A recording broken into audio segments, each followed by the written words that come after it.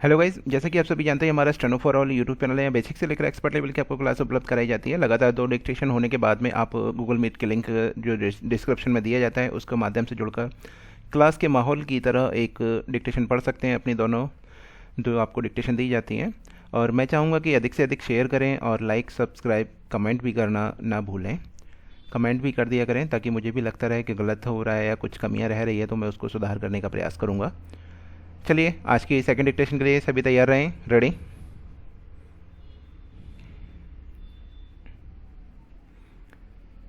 प्रधानमंत्री नरेंद्र मोदी के विरोधी अक्सर यह आरोप लगाते हैं कि जब से उन्होंने सत्ता संभाली है तब से देश में एक तरह का अघोषित आपातकाल लागू है।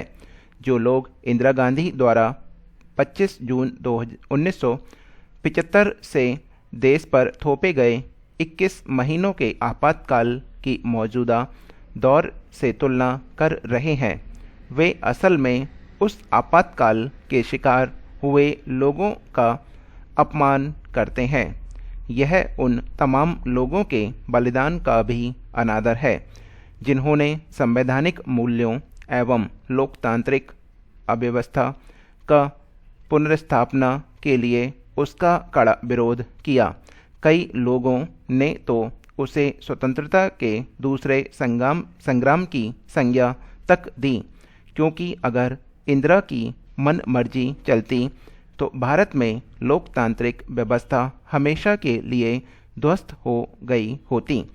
वैसे तो उस समय इंदिरा की तानाशाही से जुड़ी तमाम मिसालें हैं, लेकिन सुप्रीम कोर्ट का एक वाक्य यह बताने के लिए पर्याप्त है कि उस दौर में भारत न केवल अधिनायकवादी सरकार बल्कि एक फांसीवादी शासन के साए में था।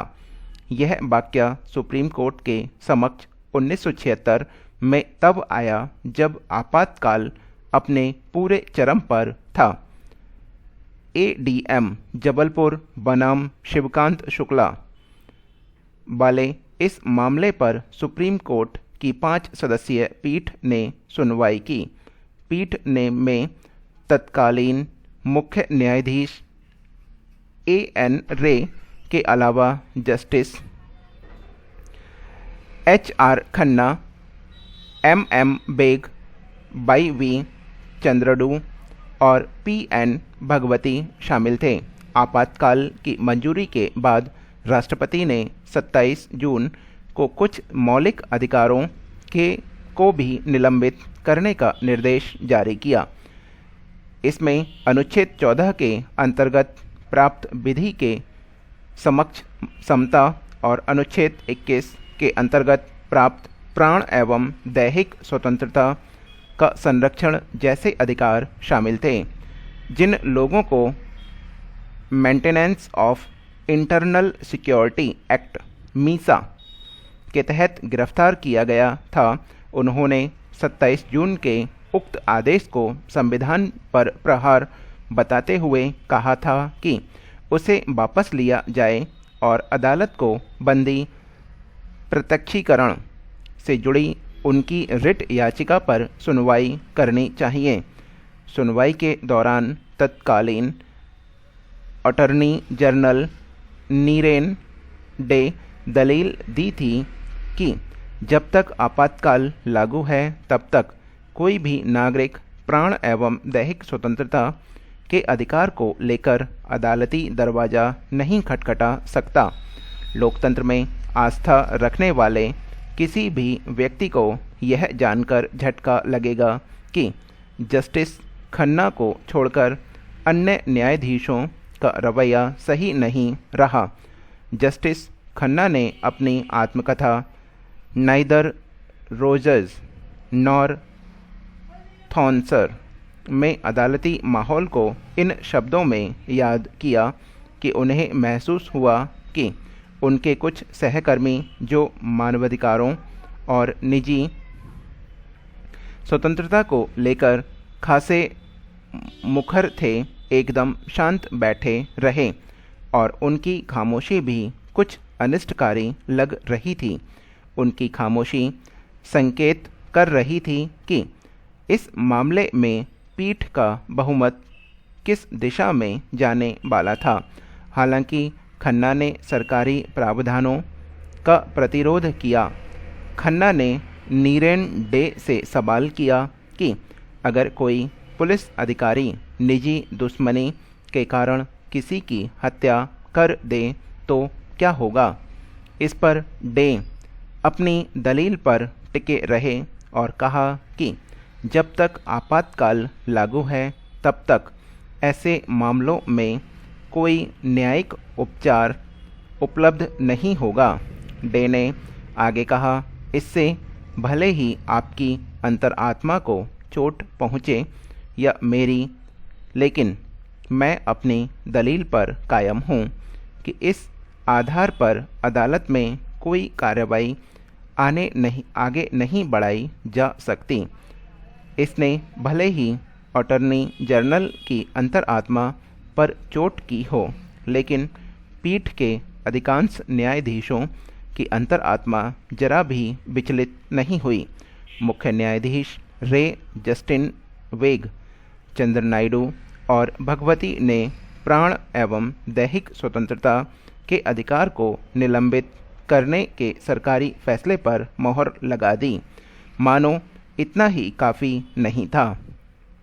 जस्टिस बेग ने तो यह कहकर तमाम बंदियों के जख्मों पर नमक छिड़क दिया कि सरकार उनके साथ मातृवत व्यवहार करते हुए उनका पूरा ख्याल रख रही है। तो कुछ इस तरह होता है असल आपातकाल। नागरिकों ने प्राण एवं दैहिक स्वतंत्रता का अपना मौलिक अधिकार गंवा दिया और दुर्भाग्यपूर्ण तरीके से शीर्ष अदालत ने उस फैसले पर अपनी मोहर लगाई। इससे स्पष्ट है कि आपातकाल में एक फांसीवादी शासन के सभी दुर्गुण मौजूद थे। ऐसे में इन दिनों जो लोग प्रधानमंत्री से लेकर उनके कैबिनेट सहयोगियों, वरिष्ठ नेताओं और यहाँ तक कि सुप्रीम और हाई कोर्ट के न्यायाधीशों के खिलाफ अनर्गल प्रलाप करते रहते हैं, उनका मौजूदा दौर को अघोषित आपातकाल कहकर हास्यास्पद ही अधिक लगता है। इंटरनेट मीडिया पर तो ऐसे प्रलाप की बाढ़ सी आई हुई है, जहां शिष्टता और मर्यादा का घोर अभाव है। वापस बंदी प्रत्यक्षीकरण मामले की बात करें तो उस मामले में लोकतंत्र की खातिर जस्टिस खन्ना ने जो दलील दिया वह कभी नहीं भुलाया जा सकता। इसका खमियाजा उन्हें इस रूप में भुगतना पड़ा कि वरिष्ठ होने के बावजूद उन्हें मुख्य न्यायाधीश नहीं बनाया गया। उनके स्थान पर जस्टिस बेग की ताजपोशी हुई। इतना ही नहीं, पीठ के दो अन्य जजों जस्टिस चंद्रचूड़ और भगवती को भी बाद में शीर्ष न्यायिक पद से उपकृत किया गया। जस्टिस खन्ना के अनुसार अपने साहसिक फैसले के लिए उन्हें ढेर सारे बधाई संदेश मिले। विडंबना यही थी कि उनमें से एक बधाई स्वयं नीरेन डे की ओर से मिली थी। भारतीय संविधान के विद्वान और देश के संवैधानिक इतिहास पर प्रख्यात पुस्तक लिखने वाले ग्रेनविल ऑस्टिन ने नीरेन डे की बेईमानी को समझाया।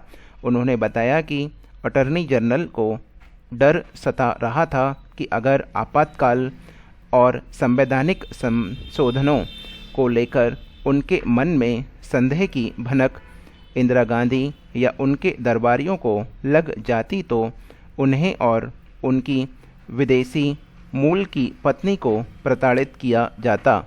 डे के मित्रों के अनुसार उस दौरान वह बहुत तनाव में रहते थे और खूब धूम्रपान किया करते थे।